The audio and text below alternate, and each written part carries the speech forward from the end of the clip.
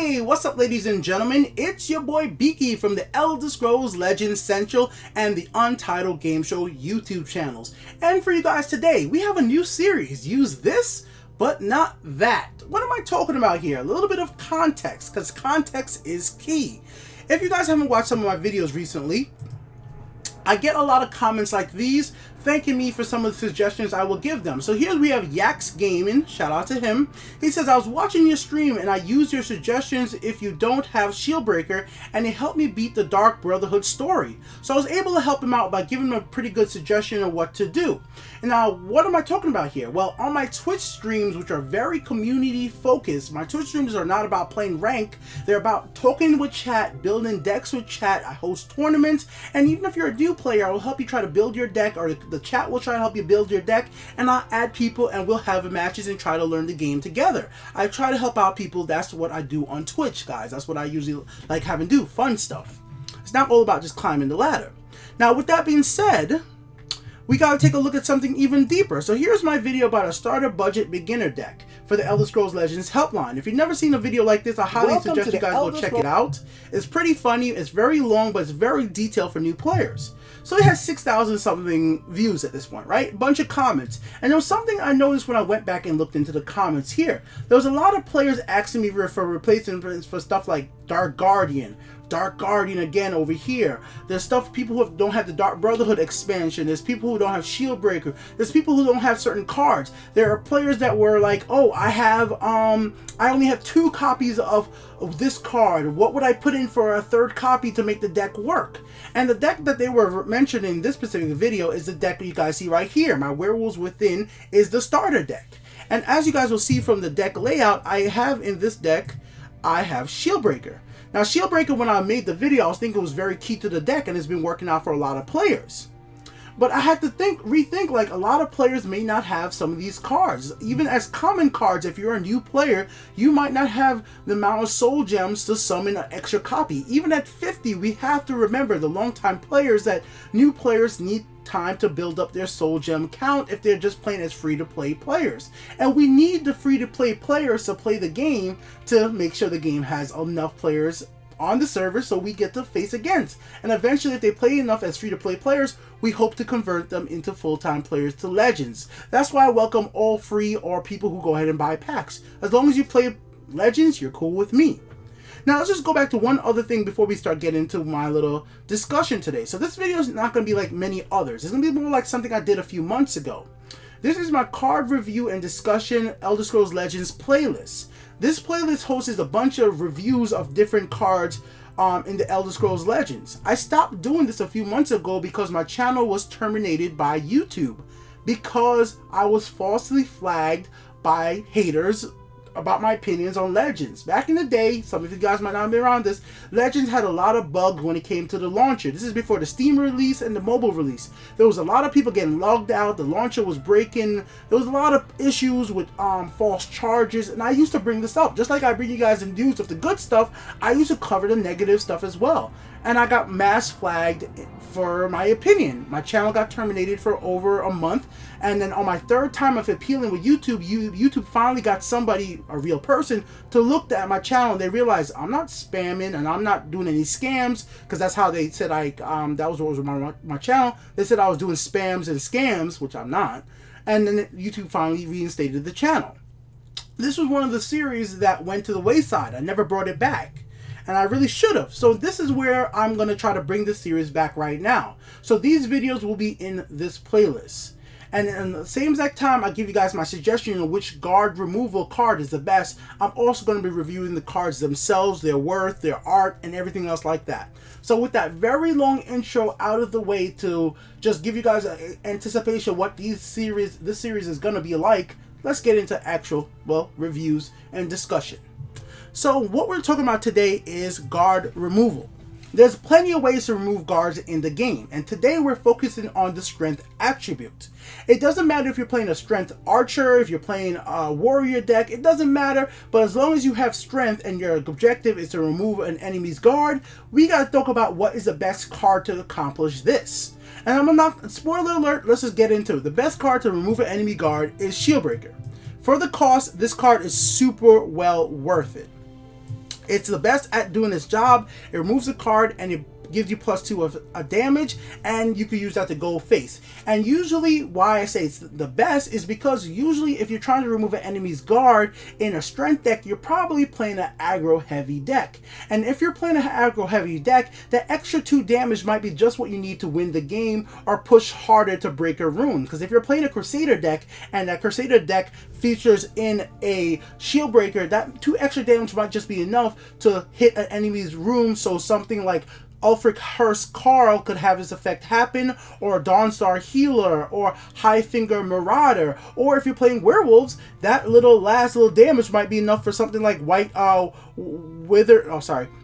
Run Protector to have his, well, effect going to happen because you broke a rune. That's why I say number 1 is Shieldbreaker. But we're going to be talking about all the cards here today. It's not just about Shieldbreaker here. But what if you don't have Shieldbreaker? What is the next best card to put in your deck if you're playing Strength? Let's start off with Intimidate. Intimidate is a 1-cost magical card. It is a rare card. It costs 50 soul gems to soul summon. 100, sorry about that. 100 soul gems to soul summon. Enemy creatures lose guard. It was a card that was played very highly in the early closed beta days. Nowadays, you don't see the game play that much, and there is reasons for this.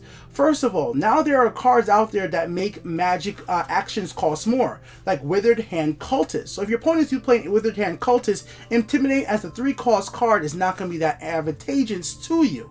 It's cool, but it's not really that great.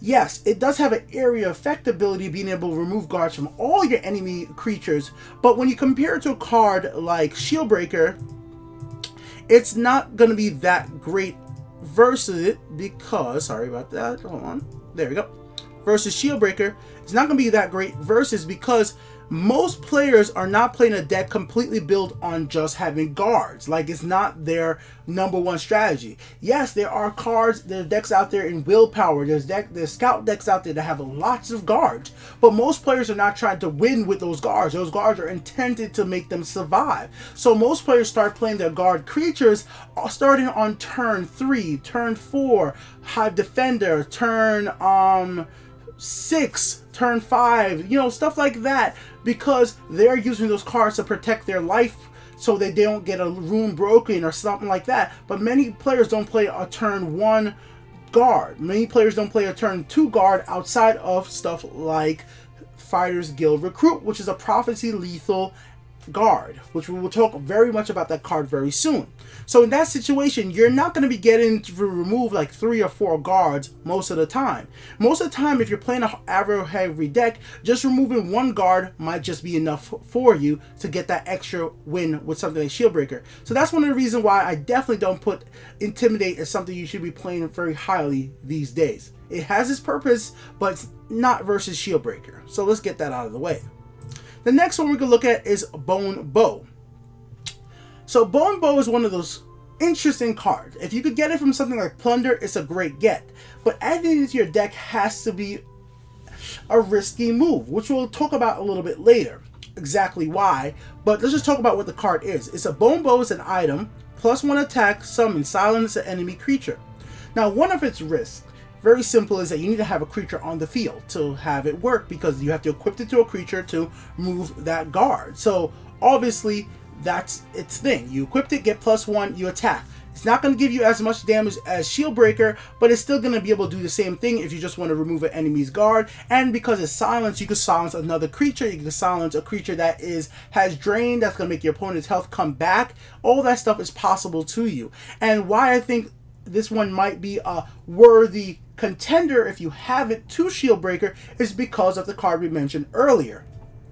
The card is Fighters Guild Recruit. Fighters Guild Recruit has to be one of the highest plays guard in the game for agility decks. Most players who play agility almost have this as an auto include card because it's a prophecy card that has guard and has lethal, and even if you don't draw it as a prophecy, as a 2-cost magical card, it's very playable.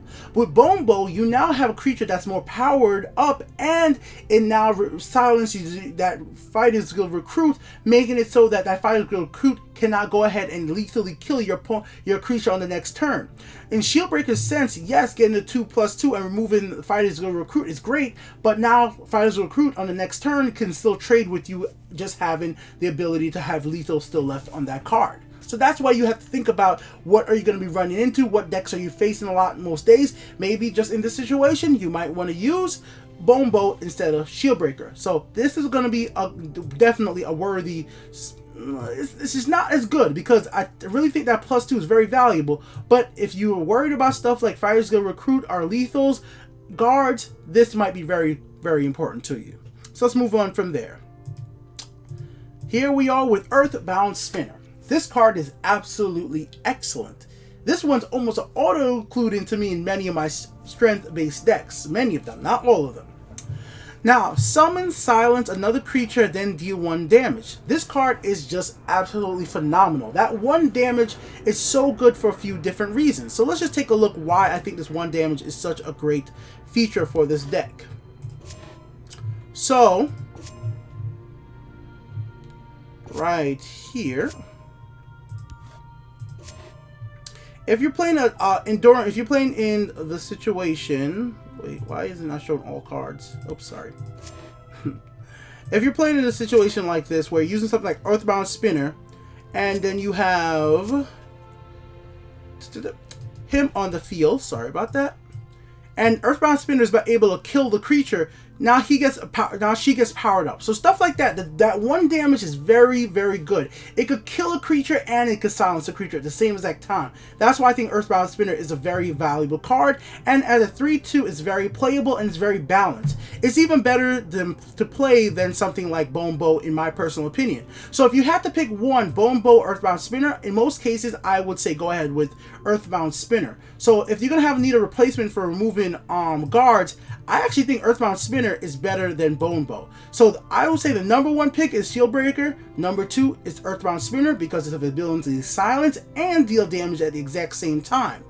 It's not going to be as easily played as a 4-turn card, but if guards are your problem, it removes a guard, and your creature's going to attack by that time. Because by the time you play Earthbound Spinner, you're probably going to have 1 or 2 other creatures on the field in a strength deck, because a lot of the strength cards are low cost with high damage. So you're going to be able to put them out, Earthbound Spinner the guard out of the way, and then attack. And if Earthbound Spinner has a card like, as right here on the field, it's going to get powered up if it's able to destroy the creature at the same exact time.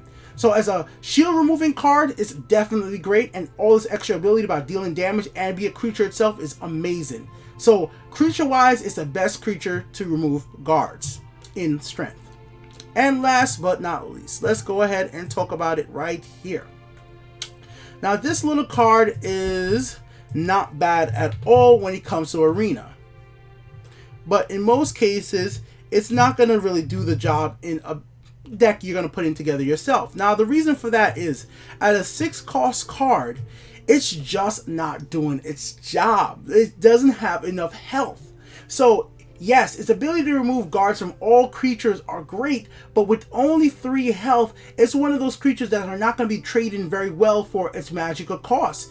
Yeah, you got to remove all the enemy's guards, but you are going to summon probably 1 creature on that turn. You can't play 2 of these in a turn until you get to 12 Magicka, which you really wouldn't do anyways. But in a sense, you're not going to be able to play this and then play like 3 other creatures or 2 other creatures after this, compared to playing something like Earthbound Spinner. In Earthbound Spinner's case, on turn 6, you could play Earthbound Spinner and then play another creature that costs a lot less. Even in this, you could play Earthbound Spinner and then play something like Circle Initiate, if needs be.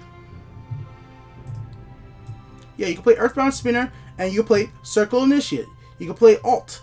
You can play Sharpshooter. You can play 2 Sharpshooter Scouts. You understand what I'm trying to say? The value for Earthbound Spinner at a 4 magical cost is so much more highly valuable than this card. And its ability to move all enemy creatures' guard is valuable, but once again, similar to Intimidate, in the current way the game plays, the way the game currently plays, being able to remove all enemy creatures' guards is not the biggest deal, because not so many decks these days are surrounded about playing, like, 4 guards at once. It's not something that's going to happen as often these days early on. I'm not saying it doesn't happen late game, but early on it doesn't happen. And even by turn 6, most of your opponents are not going to have that many guards. I'm just telling you, overall, you're gonna not want to play this card very much at all. It's just really just how it's gonna be. So there you go, ladies and gentlemen. Just going over the guards right there in Elder Scrolls Legends. Now, once again, to just wrap everything up, my suggestions to all you guys on what to do is to get Earthbound Spinner, get Shield Breaker, and get Bone Bow. If you need something to remove guards, these are the 3 cards you're going to want. Right there. Now, there's one other thing to mention. Like I said, it's a card review series. So let's review the card. I like to review the art of the card. That's something I like. So let's talk about Intimidate first of all. Intimidate is one of those cards that the art for me is just not doing what it needs to do. It's not that it looks bad in any single way, and like specifically, but it's just a little too chaotic for me personally to be that awesome. Like the red in the background kind of blurs out his face. I know what's happening, but it just doesn't really stand out. It doesn't say wow to me like I would really want it to. It really doesn't. And if we take a quick look at the premium version of it, right here.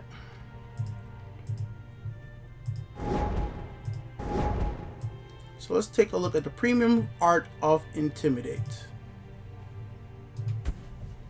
It's nothing that cool. Let's be realistic, guys. Intimidate does not look. It's a little bit waving, like it's a little bit glowing, but it's not that spectacular as a rare card. There's other rare cards that look that good. So overall, I'm just gonna say, as a card itself, or because of its effect, and because of the way it looks as a premium, and because of the art, for me personally, Intimidate is like a 5 out of 5 card. It's super average, and when I say 5 out of 5, I actually really do mean average. It's an average card. It's just like, it's okay. It's okay. Let's move on from there. Let's look at Bone Bow. Alright, so Bone Bow. Let's take a deeper look.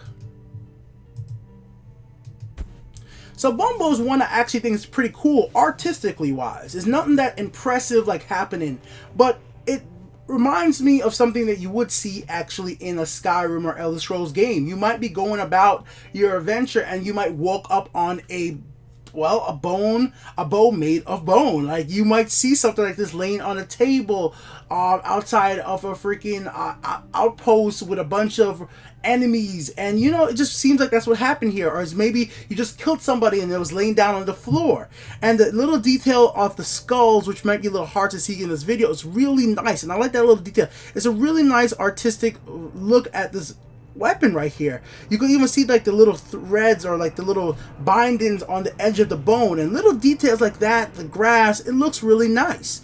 Now, 2 magical cost I think is fine for this type of item. Summon Silence a Creature I think is pretty good. I think the cost as a rare card is fine as well. And let's take a look at the premium version of the card.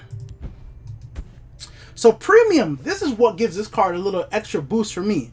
Oh man, it just looks like this bow is now enchanted. It looks like it's an enchanted bone bow.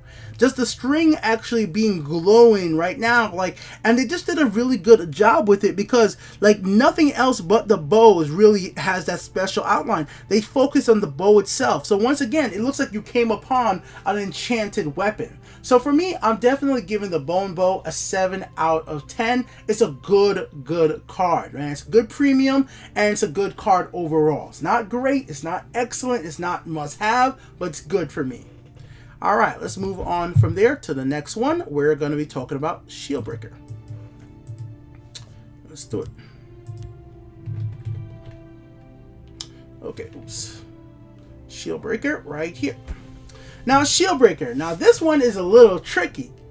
First of all, let's talk about the card. 2 Magicka. It's a common card, and it +2 summon an enemy creature loses guard.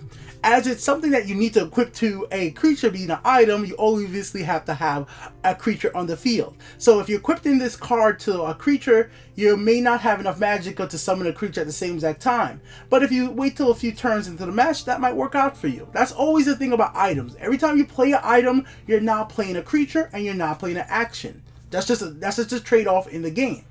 But this one specifically, because if you equipped it to a creature, it gives a +2, we gotta give the effect. The effect of this card is top tier. It really is. The effect is amazing. Now let's talk about the actual art right here, guys. And the cost as a common 50 to soul summon. Amazing, amazing. All right, the art at first glance, if you just went into your deck builder and look at Shieldbreaker, it just looks too chaotic. But if you pay attention to Shieldbreaker, it's actually quite amazing.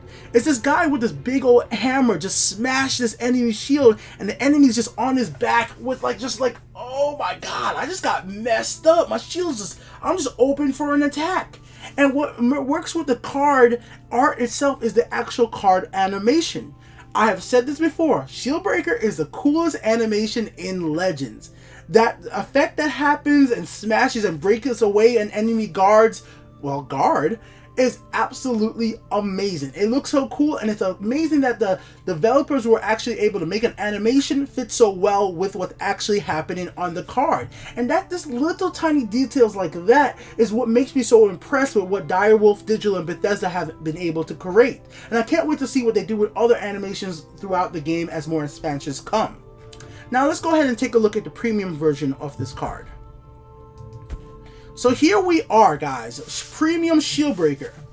Now Shieldbreaker right here being premium is pretty interesting because it looks like the actual pieces of wood from what that was just smashed are actually flowing up. And this is one of the weird things for me. I don't agree with this. Like, why are they flying up? But wouldn't it be more or less gravity makes everything fly down? So it's like I like its effect, but I think it could have been kind of cooler. I think it would have been really actually excellent. Now, one thing that's very on point, the sun shining down is absolutely awesome. Just making the warrior blight lighting up. It's a great little look for this card. Definitely a look. But I just think if the premium effect was here, was having the wood all directions or flowing down, would have looked a little bit cooler to me personally. But still, I'm not going to knock it too much on the flying wood. It's just something that kind of bugged me a little bit. Just kind of bugged me a little bit. Still, overall, we have to rate it. And remember, no card is perfect. I just got to give it where it's due. I think Shieldbreaker is a 10 out of 10 card, from the cost being only a common 50 soul summon to soul summon. The magical cost is only 2, so it's very early playable. Its effect is amazing, being able to remove an enemy creature's guard. The animation is cool, but that +2/2 is phenomenal. It's a phenomenal item, guys. It's absolutely amazing.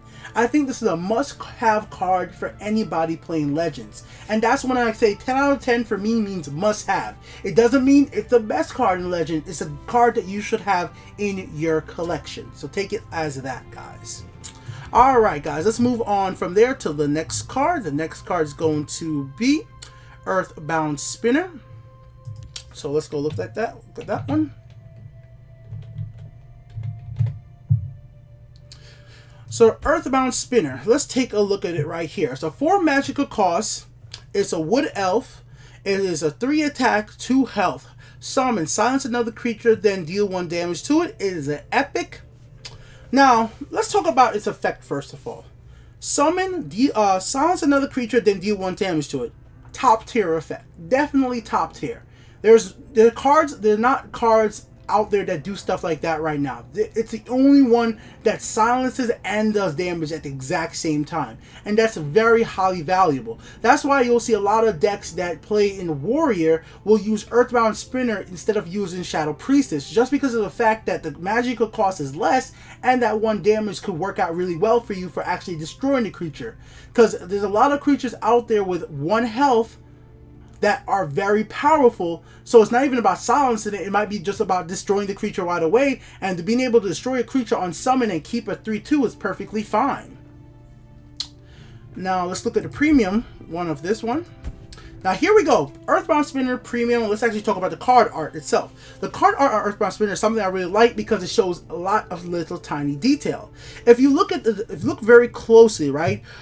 She's actually sitting in one of those chairs that just like something you would see in Skyrim, right? So she's kind of sitting down in a weird position, it almost looks like. Or she might be standing, but it looks like she's like leaning to the side. And I kind of like that. She's in like something made out of bone. It looked like it could even be made out of bone, it could be made of wood, but it just really looks like it could be partly made out of bone, and I kind of like that little detail off that.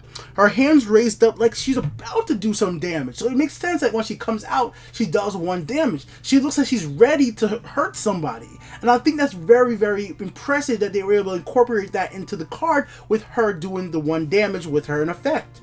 Her clothes look really detailed. The necklace of bones around her neck, the slightly light orange around her clothes right here, the banning across right here on the leather going down, all that little tiny detail, the little tiny detail around her wrists, with everything like that really matters to make this card stand out to me. So I really am very impressed with the way this card look, especially with, let's talk about the premium effect right now. The glowiness coming off of her hand, definitely pressed right there. I really like that. Once again, it goes with the whole entire dealing 1 damage.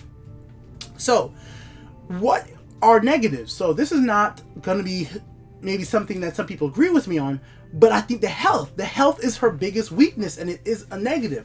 It makes it a balanced card, but man, does this card get very easily traded for a 4-cost epic card. It's going to cost you 400 magicka to soul summon it, so you have to be dedicated to use it in your deck early on if you don't have them from getting them in packs. So if you have to soul summon a full set of these, it's gonna cost you the same cost as a legendary, and on top of that, you're gonna probably want to get some good use out of it, so you're gonna have to play it in your deck for a little bit. Now this is only a concern for newer players, but I think that's important to mention. So the cost is a factor, and then after that, at a 4 magicka cost, it's kind of steep in the sense on the flow of a match. If you're playing something like orcs where it combos together, or if you're playing something like a archer with goblins and the goblins cost together, there's a 4-cost goblin card that powers up other goblins, but if you need to remove enemy creature because it's going to get into your way with silence, then you have to play this instead, and as a 4-cost on your 4th turn, that might just kind of hurt.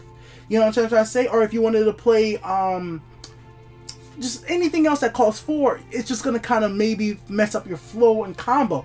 But on top of that, it does at least silence and damage the enemy creature at the same exact time, unfortunately, easily trade with.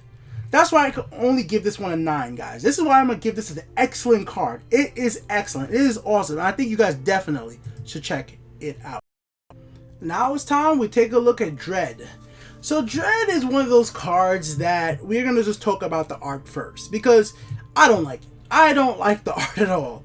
It's very rare that I don't like the art in this game, but to me, if this was something that was maybe a little zoomed out, I think maybe they wanted to show his face, and maybe it was like a little ferocious, like almost like a dinosaur, like, you know, you see the hind legs, you see like he has a long tail, the arms, almost like a T-Rex. But I think if we would have seen this thing attacking something, or almost from a far away angle, it would have been a little bit more, well, fearsome. It doesn't look fearsome to me as much as I think it would look like in the actual game itself, you know? I just think it's something that could have been done at a different perspective. It's not that the art is horrible. It's just I think it might have been able to zoom out and show something a little bit different. Show him going after somebody and it looking small compared to him. I don't know, man. I'm not feeling it. I'm not feeling it. That's what I'm gonna say there. 6-cost creature. There's a lot of 6-cost creature in Legends these days, and especially for strength creatures, this is one of those ones you're just gonna have to think hard if it's worth adding to your deck, and I just don't think it is. This is one of those creatures I'm gonna actually rate not very highly, but let's just look at it anyways. It's 6 attack, 3 defense. It is an epic card on top of that, and we'll take a quick look at the premium version. The premium version for a epic card is not doing me anything special. It just basically has a line coming down, shining on his face right there. It's not like his fang is having any special effects. His eyes are not glowing. There's nothing really that special about the premium art on this card. And we do need cards like this in Legends. Not every card can be the greatest. Not every card can be Shield Breaker, where I say it's a must-have card. Not every card can be Earthbound Spinner, which I highly recommend you guys go play. It's an excellent card. And there has to be cards out there that even in the epic sense that are not that worth soul summoning. So this one, as an epic 400 to soul summon, is not good, guys. 6 magicka, it's not good. I'm gonna rate this one 2 out of 10 pass it by. It's a pass by. Just let it be. You don't need a soul summon to test it out. I don't think you need this card in a constructed deck for casuals or even in rank. So I really don't think there's any reason for a new player to go out of the way to get this card. I don't know if this is controversial. I don't know if there's anybody out there who's like #1 ranked player who's playing with this card and having great success because it works so great. I just feel like there's so many other ways to remove guards. There's so many other 6-card costs, cards in strength right now that this card is not needed to play, and there's a reason we don't get to see it played that much. So there you go, ladies and gentlemen. That has been my review of the cards for today. Hope you guys enjoyed the show. I will be back with more every single day that I definitely can. Make sure you guys join me on Twitch to play some Legends together, join in the tournament, join in the fun, and keep it awesome. Till next time, peace.